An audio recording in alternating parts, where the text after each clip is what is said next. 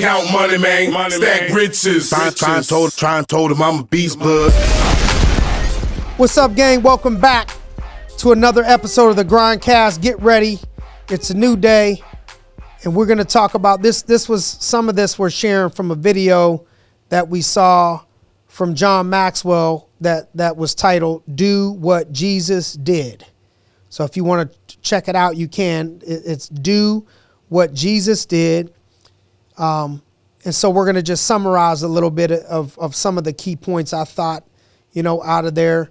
And I get to do that for you to try to serve you as an imperfect person that don't always do what Jesus did, but I'm trying to get more like it and grow every single day to get closer to it, okay? So regardless of your faith, there's plenty to learn from the teachings of Jesus, especially in the realm of leadership, okay?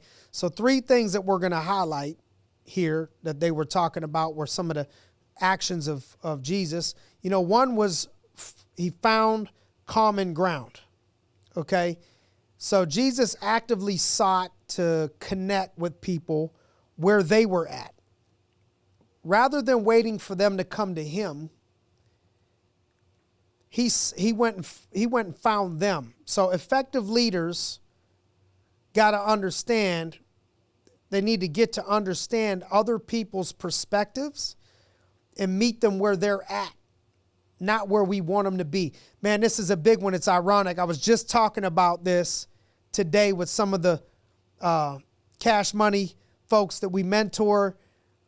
We were just talking about that and having patience with people as a leader, and that we got to go meet people where they're at. So, in Steel City Impact, the youth program, I have an opportunity sometimes to go and connect with some of these young people. They might be 12, they might be 17, but I got to meet them where they're at, not where I'm at 41 in all my experiences, and expect for them to just step up, to my level and talk to me a certain way or whatever. I got to go down to where they're at and try to find them. We got to go to them and their level. And so I think if you want to connect with people, that's a good lesson, is to meet people where they're at. And sometimes where you're meeting people is a work in progress and not a finished work, because you got to remember, if they were already gonna be perfect, then why they wouldn't need you, right? So meet them where they're at. Number 2, Jesus added value to people. So Jesus' presence was transformative. He healed, he blessed, he uplifted people, right? So a leader, in that realm, should be salt. Jesus said, I am the salt and the light. A leader should be salt and light, improving situations and making others live brighter and more hopeful than they did before they met him. All right, so that's what we got to do. We got to make people see further. We got to make people see the possibilities, see more. We got to speak positivity into their life, give them energy, give them support on the road that they're traveling. Speaking of the road they're traveling, the 3rd thing was, what you think? You think Jesus took the low road? You ever hear people say, take the high road? Maxwell even got a book out called High Road Leadership. Jesus took the high road. So there's 3 paths that he talked about. You could take the high road, you could take the middle road, and you could take the low road.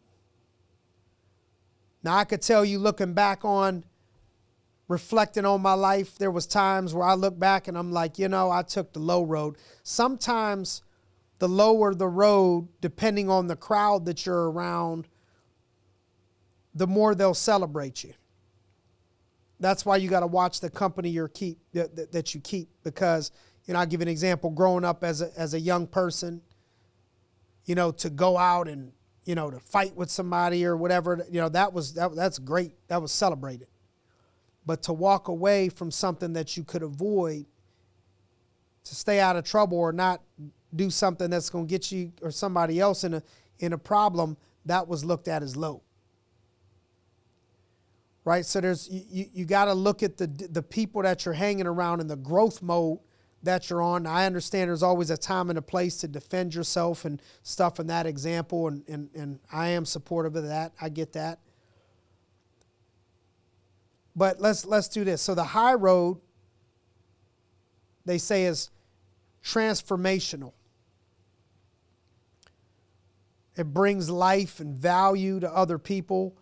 But the low road is selfish and transactional. So I'll give you an example of the low road.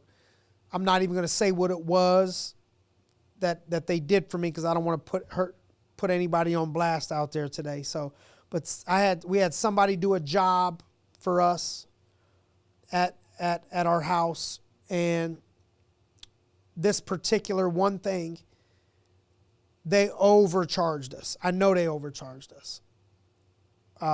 When we look at what the receipt was, what they were asking us to pay, the invoice. Okay, that's what I was searching for, the word over there. When we get the invoice, I'm like, yeah, they're taking advantage of us. Like, there's no way. And I asked some friends, it was overpriced. So that's transactional. That's somebody that maybe we'll pay you today. That's a transaction. That's selfish at the time being. But they're going to, if they would take the high road, that's somebody that you get repeat business, repeat. So maybe you make a little bit less right now, but you're going to make way more down the road because it's relational. So some lessons that they talked about living in the high road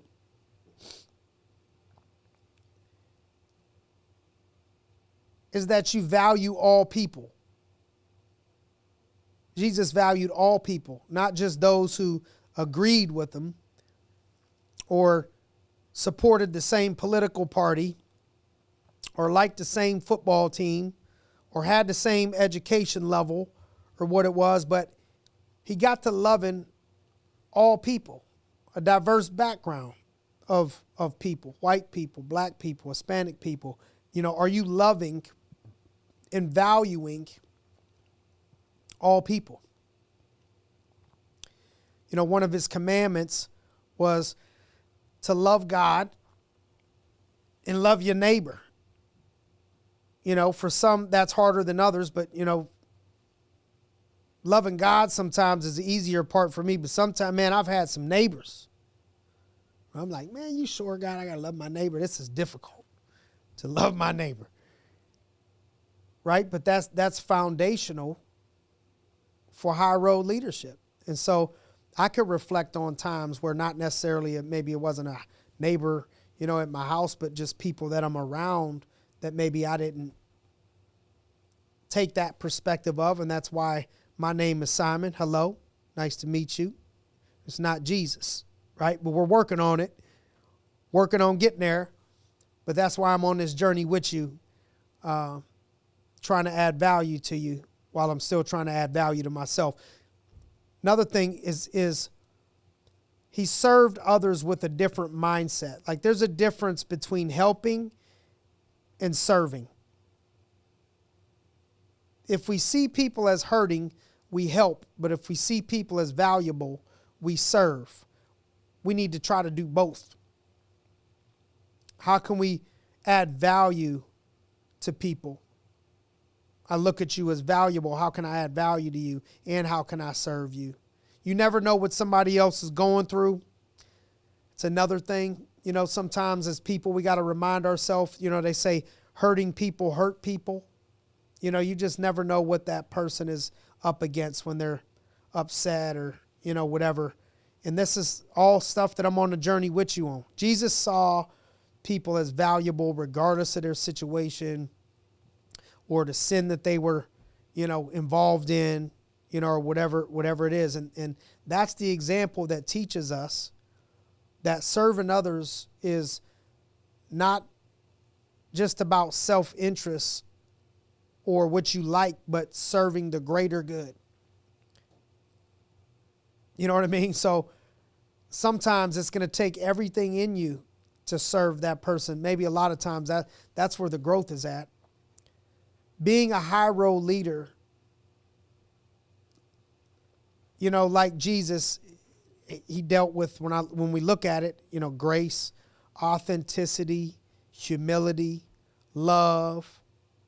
You know, the culture that we're in now often calls us to take the low road.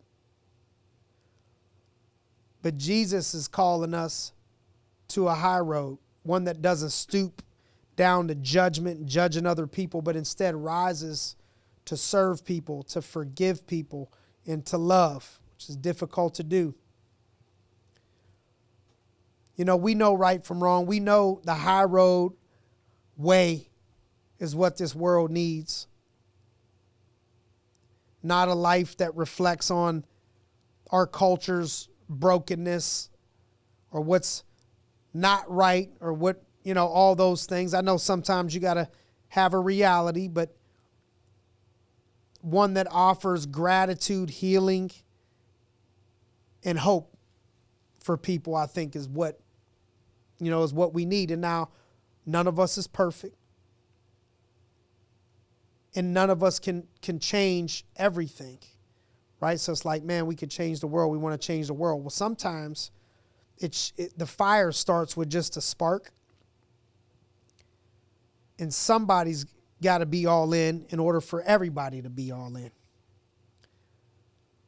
And so if we all do our part, knowing that we're not perfect, but we're aiming for some progress here, we all do our part to take steps in that direction, to try to take the high road, to try to WWJD ourselves sometimes. What would Jesus do?